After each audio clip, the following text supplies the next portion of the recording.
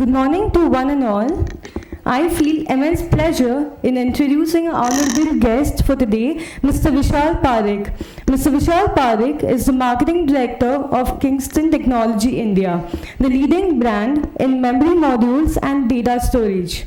He has led Kingston in India for more than 8 years and has been a key architect of the company's strategic vision. His responsibilities include leadership in the company's initiatives and operations along with maintaining the strong brand image. Mr. Vishal, with his outstanding leadership skills, has received numerous awards by industry associations and media in his 17 years career. To name a few, he has bagged the Best Marketing Concept of the Year in 2003, 2007, 2010, and 2012 by SAP publication. He has been listed in the top 50 Tech Indians of the year 2013 by Exhibit magazine. He's also listed in the 50 most talented CMOs of India 2014 by the CMO Asia and the World Marketing Congress. He has successfully repositioned Kingston as a lifestyle technology brand. Being a strong believer of relationship management, he has successfully developed a healthy distribution network and channel.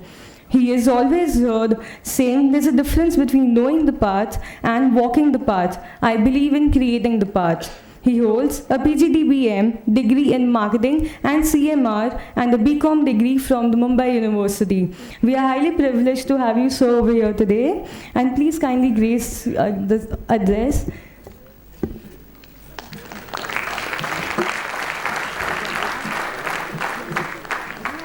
Yes, sir.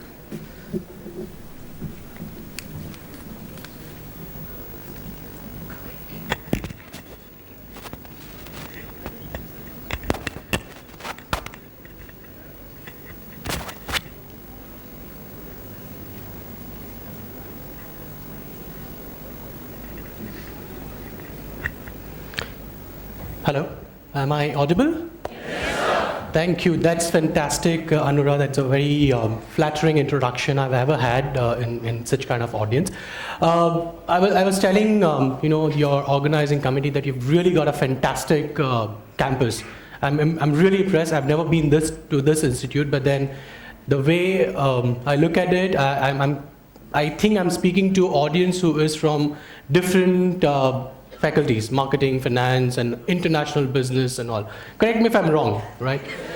Okay, so after that fantastic, whatever introduction was, trust me, I'm not as talented as you would have been through all other guests of honors here, and I've just met one of my senior, whom I actually consider as a guru in the field of management. I think he's going to be speaking to you guys again.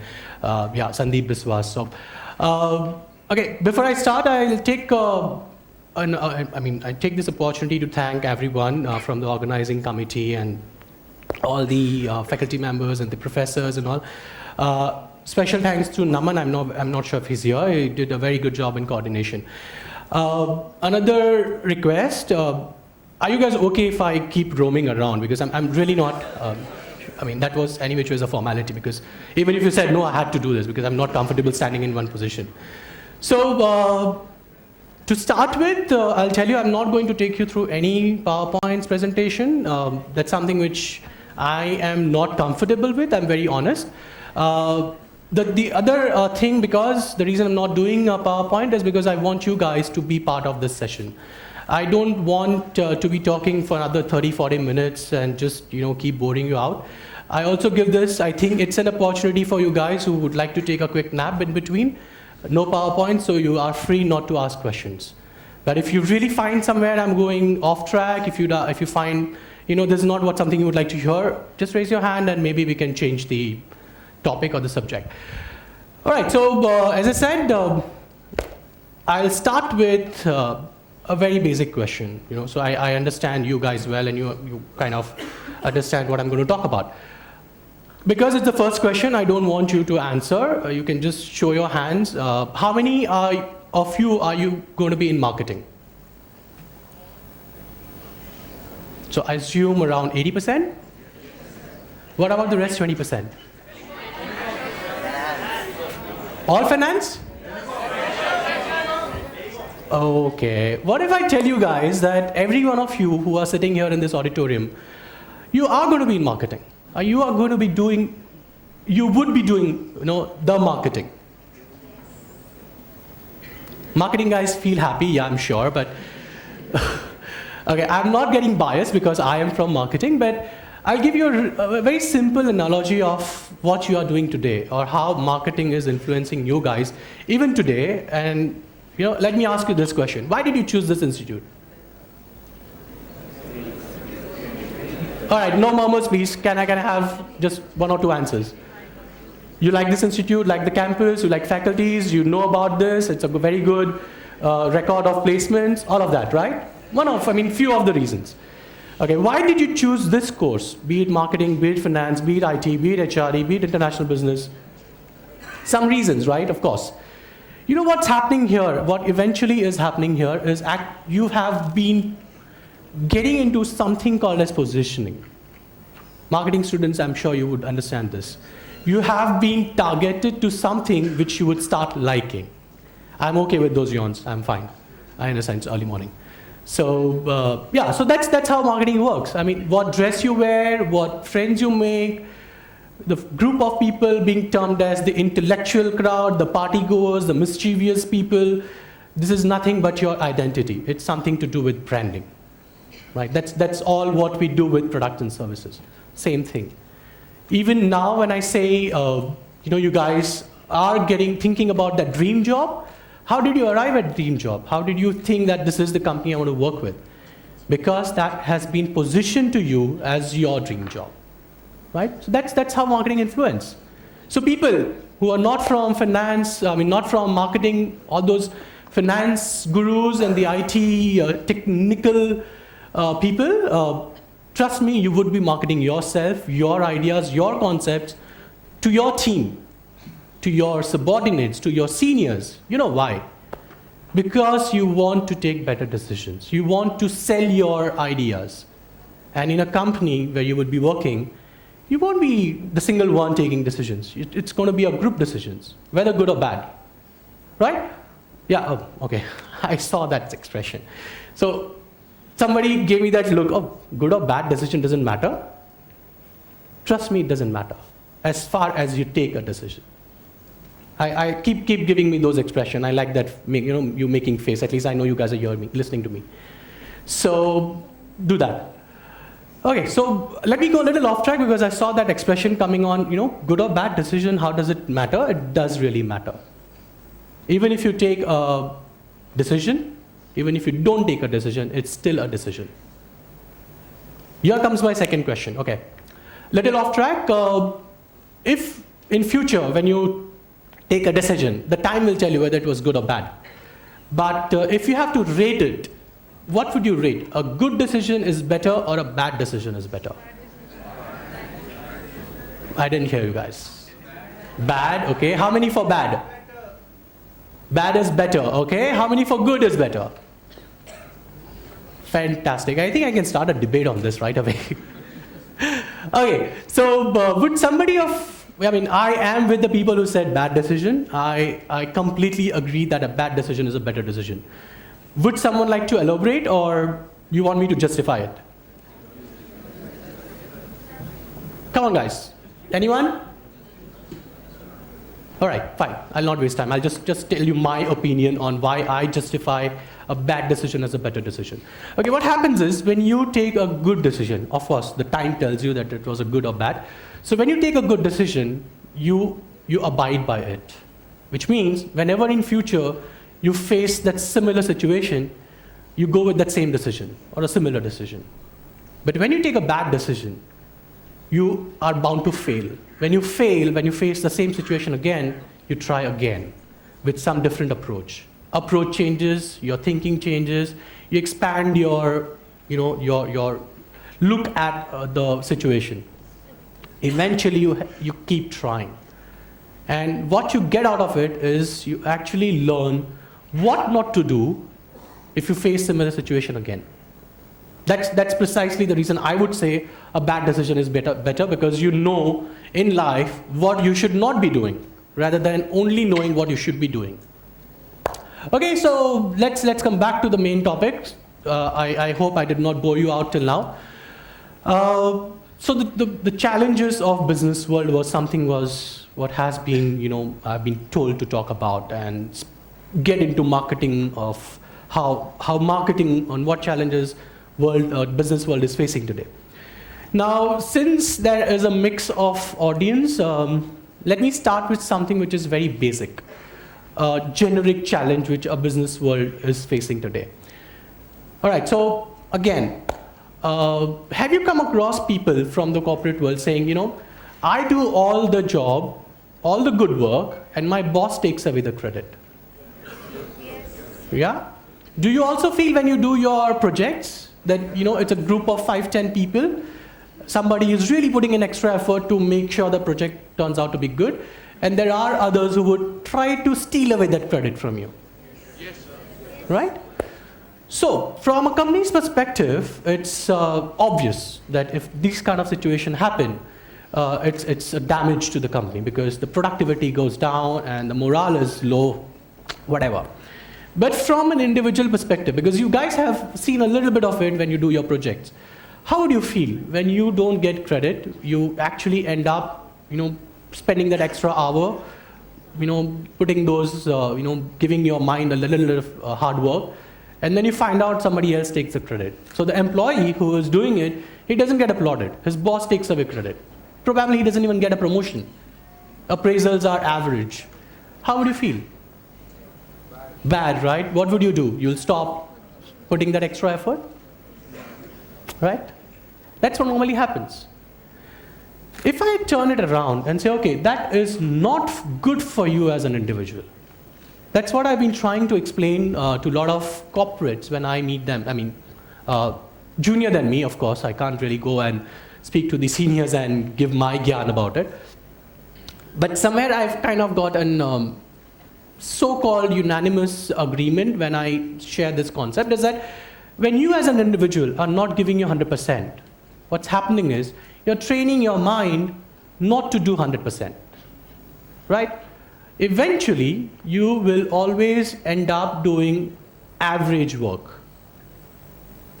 Soon, when you become a boss, you have a team to manage. Your team is going to look up to you for creative solutions, how to approach challenges of the business. But what happened is, you trained your mind in so many years that you stop thinking beyond obvious. You end up not giving creative solutions. You end up not living up to your team's expectation. Soon you start striving hard to prove your space, your place in the organization. What options do you have? You start taking credit of your team and show it as your success. You are making that cycle go on and on again. Right? That's something which you won't get if you don't put your 100%. But take the other side of it. If you start putting your 100%, what you're doing is you are actually focusing on your strength. You start putting your 100%, this is my strength. You eventually specialize into something. Right?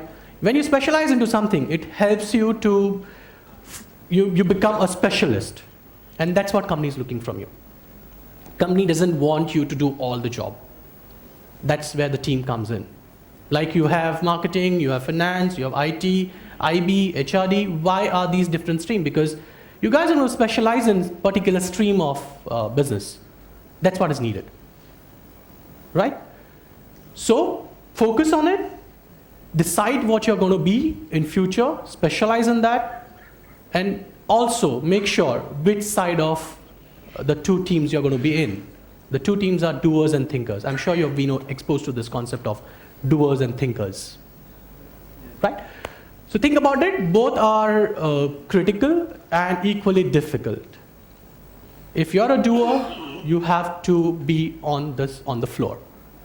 Get into that. Thinkers need to strategize. Company cannot have only thinkers only doers. Right? So that's something which I've been telling people, don't get demotivated, if you have your bosses taking away your credit, trust me, your boss is not going to stay with you for your whole life. But the experience you get by putting that 100% is going to stay with you forever. Right? Coming to marketing now. Let's bring the excitement back. I see a lot of you guys just went away somewhere. So marketing, because we're talking about challenges, and since I'm talking to an audience who is learning the rules of marketing now, let me take you back, say 8 years. I will take liberty to have this brand Kingston as a very short case study, maybe another 10 minutes, and then I'll leave the forum open for question and answer. Okay. So the year is 2007. The brand Kingston, which is the world's #1 memory brand, wants to come to India. But the Indians don't know about this brand.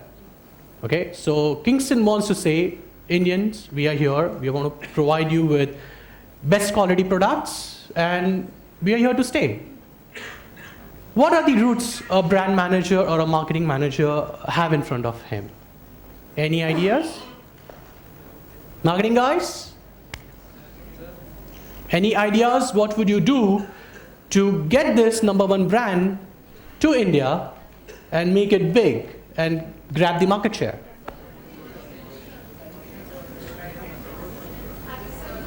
Research, okay. Advertisement. I was waiting for that. So the best way to create awareness is paint the town red. Get a celebrity, do brand endorsements, a brand ambassador talking about, oh, you know, I endorse this brand. Get onto TV, radio, print, billboards. That's fantastic. But think about it, how much dollars or rupees you're going to spend for that. Would finance guys, are you there? Will you support a company who is not even existing in India to spend $1 million of marketing fund? No revenues, but the marketing team is asking you to spend $1 for $1 million for this launch of brand Kingston. Difficult.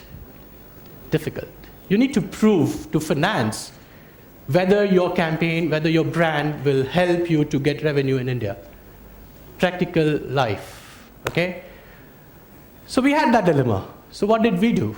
We actually changed things. We used our global strategies, changed, tweaked, adapted to Indian strategy, local strategy. We did not do marketing for first 2 years. I would not say zero, but yeah, we did not really focus on marketing. What we focused was on to build up a team, get right trade partners, get inside the shop, build up relationship, and then start marketing once we have that distribution network ready. That took us 2 years. Now what happened is, okay, before I go ahead, have you guys heard about Kingston? Yes, sir. Wow. Do you know what products we make? Yes. RAM, okay, pen drive, SD cards, SSDs, great, fantastic. You know what this means? In 8 years, from nowhere, no brand, I'm talking to an audience who knows what Kingston is. That's the achievement. That's the achievement of my team.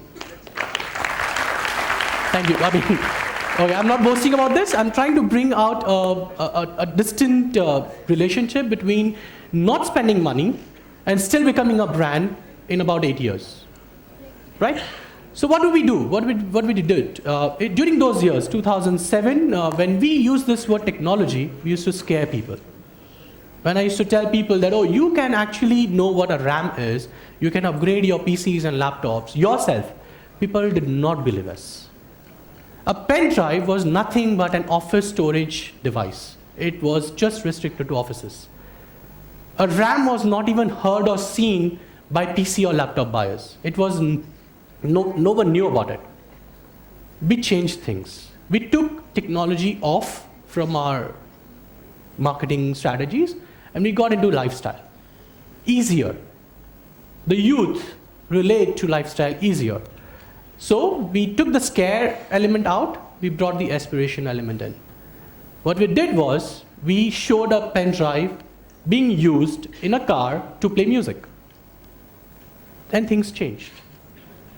We made RAM as an integral part when you decide your PC configuration. Different. So when everybody decided to still be with technology, we moved away from technology. Right? So we started doing things differently to build this lifestyle brand who was giving tech products. Right? Difficult task, but yes, this is how the things started changing. Today, everybody knows I don't have to come and teach you how to use a pen drive. I don't have to teach you about when you're buying a laptop, you should make sure it's a 4 GB RAM inside it. You know all about it. So now we have moved from being inside the technology, technical team of an office to a consumer brand. Right? So what did we do? Why did I bring up this as a case study? Because we did not do too many things beyond or the out of the box kind of stuff. We did basic marketing. We stick to our fundamentals. That's what you guys are learning here. Segmentation, positioning, consumer behavior, target audience, all of that. All of that. What we did was, whatever we studied in our Bible, Philip Kotler, I'm not sure if the same thing is there here. Fantastic.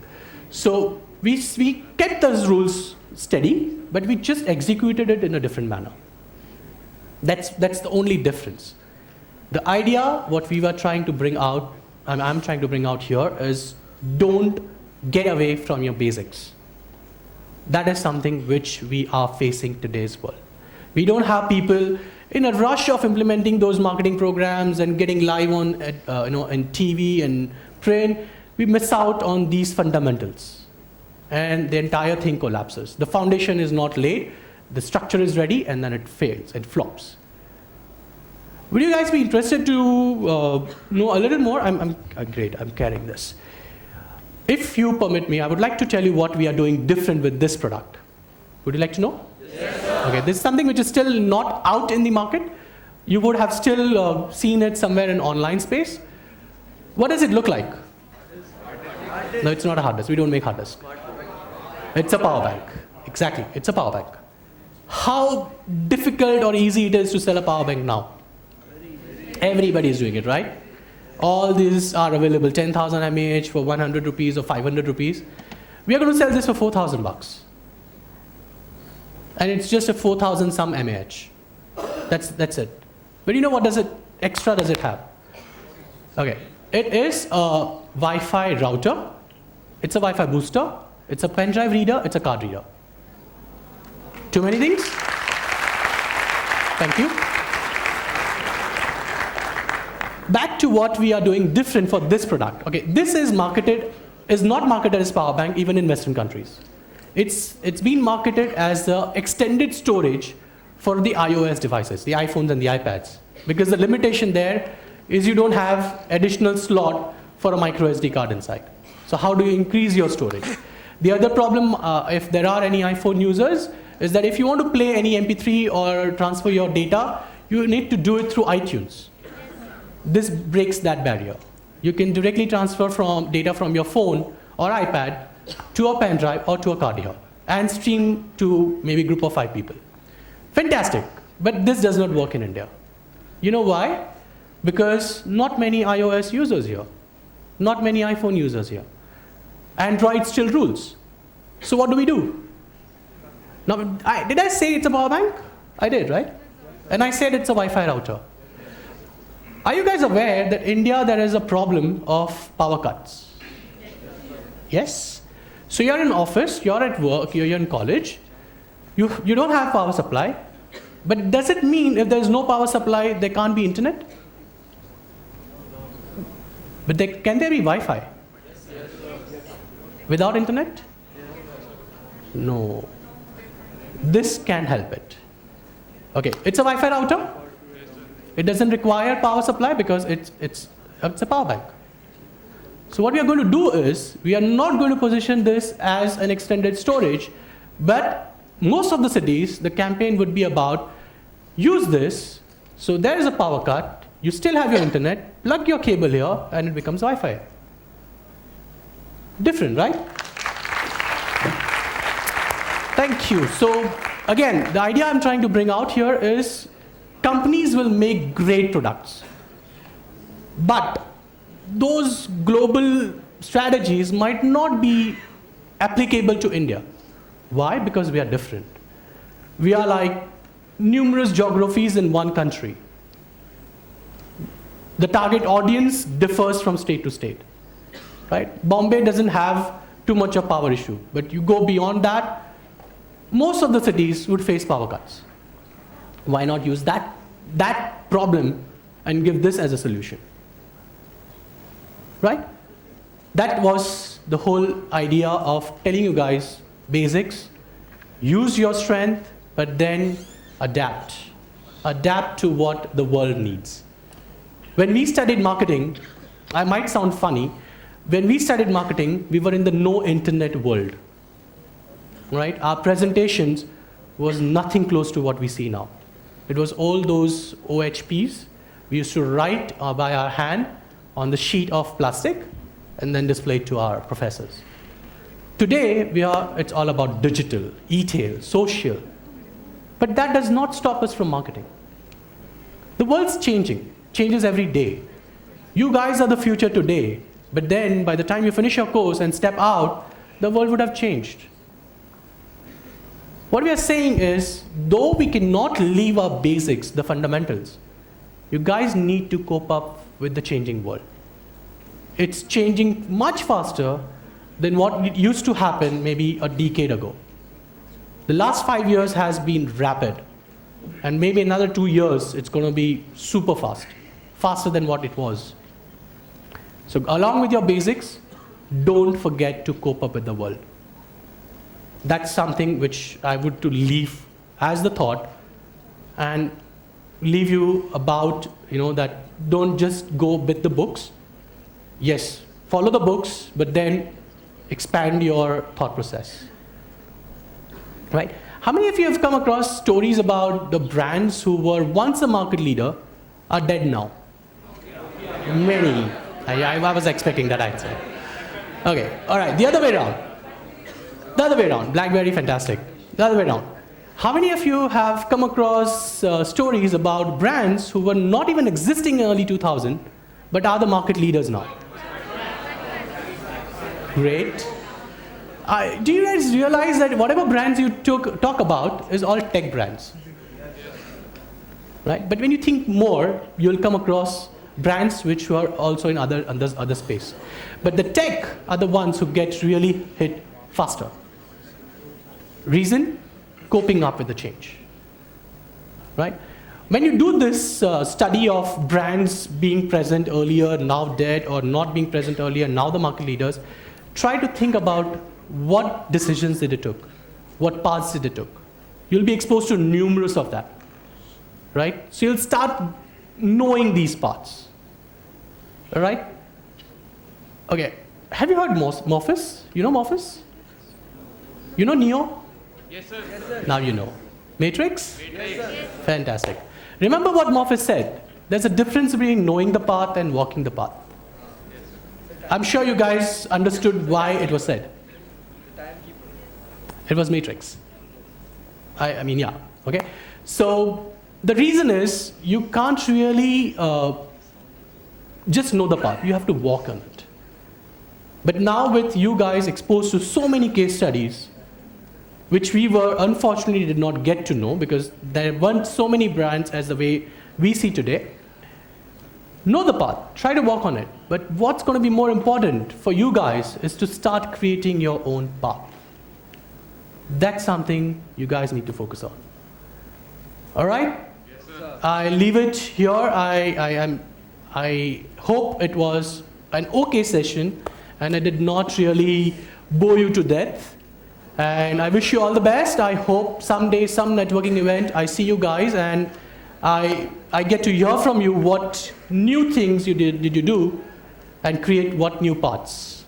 Right? I'm open for questions. Thank you.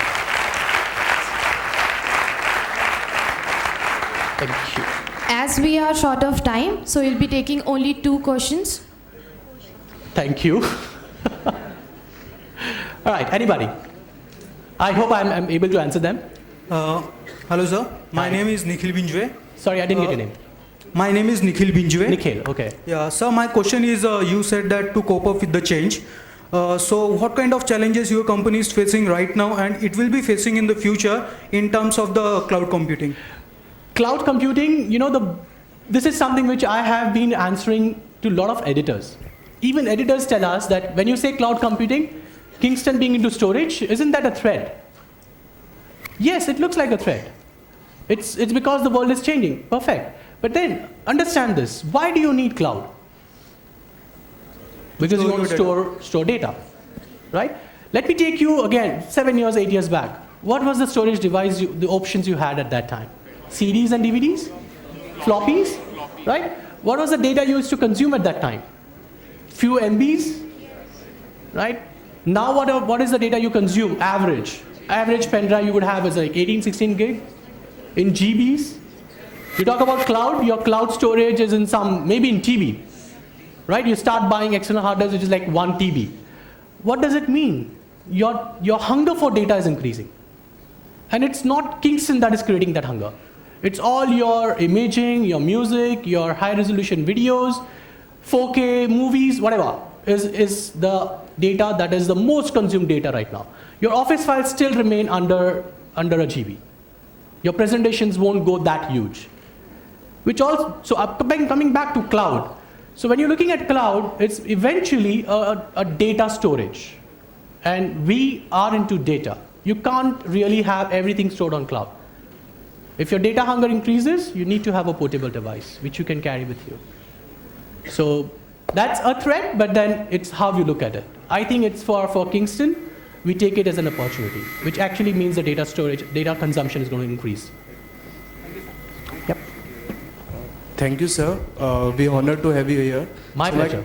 So my question is, how you deal with the duplicacy of your products? Like there are many local companies who are copying your products and sell it like faulty products. I was expecting this one, I have been thrown on this question numerous times. And not because that people are worried about Kingston, but because people are worried, what if I buy fake or I buy a cheap product? That's the bigger worry because that's more individualistic, right? We do, on a very serious note, we take a lot of action. We do raids. We take legal actions on the people who are selling them. But since I am talking to the youth, trust me, guys, there is no free lunch in the world. If I tell you I'm going to sell a BMW to you for like 5 lakh of rupees, would you buy it? It's the same thing. If somebody tells you I'm going to sell a 64 GB drive for 300 bucks, come on, that's impossible. Whatever reason he tells you, oh, export surplus or whatever it is, trust me, it's fake. How do you find out? Don't buy something from a street seller who is not ready to give you an invoice.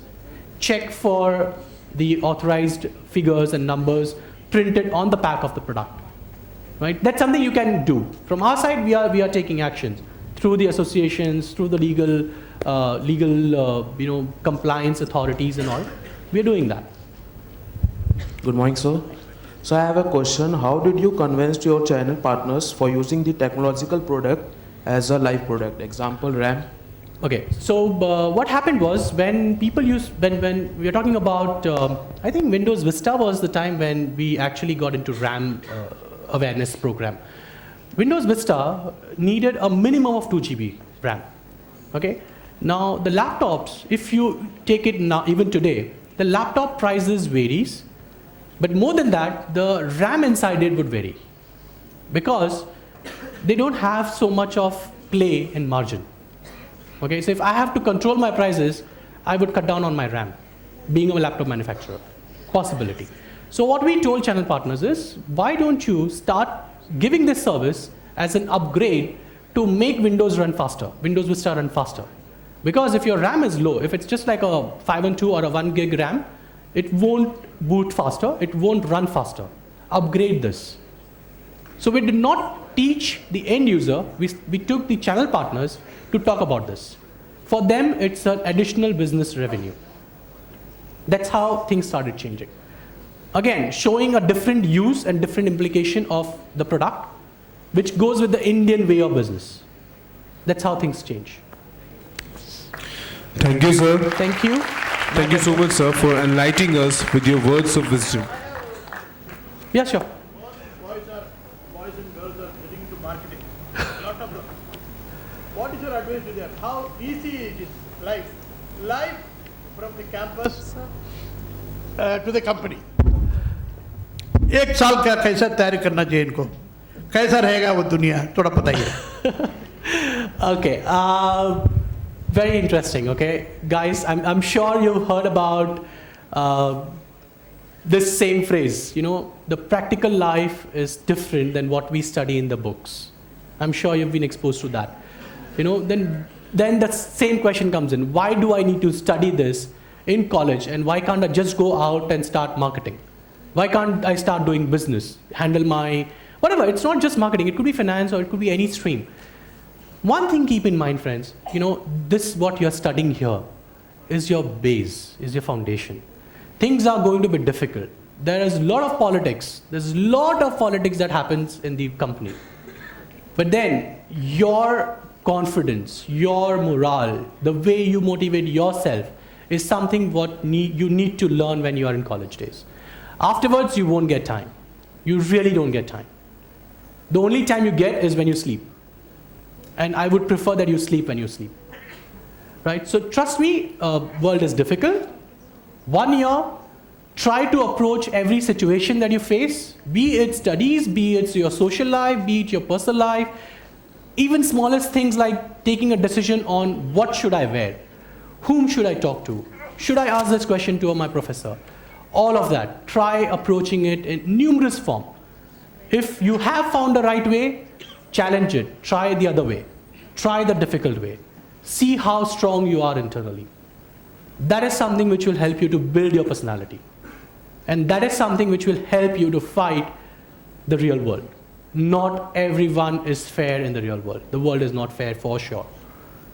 Times are going to be difficult with the way competition is growing.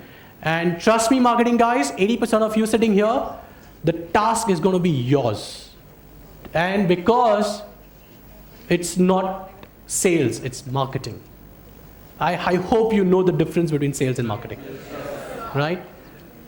So marketing guys, trust me, you are the cost head of the company. You have to spend money. Spend money more every year, year after year. First few years, it's easy to find out where to spend, but then it really gets difficult, where to spend money. Sales guys, who are going to be the front runners to bring revenues, are going to come back to you guys, you in marketing. You're not opening more revenues for me to sell. These are the challenges you will face. My advice, try doing a little bit of sales before you actually get into marketing. If you can, that will really help you. You will understand how sales work, the processes work, what kind of customers come in, and how you need to tackle them.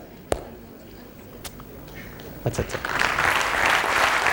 Thank you so much, sir, for enlightening us with your words of wisdom. It is surely going to help us in future. Now call upon Mr. Dushyant Singh, President, Student Council BIIB, to present a memento to our chief guest as a token of gratitude.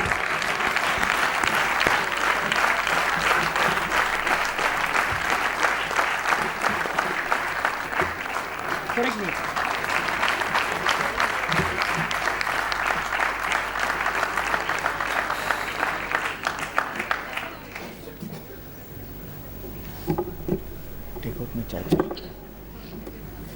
Take out this.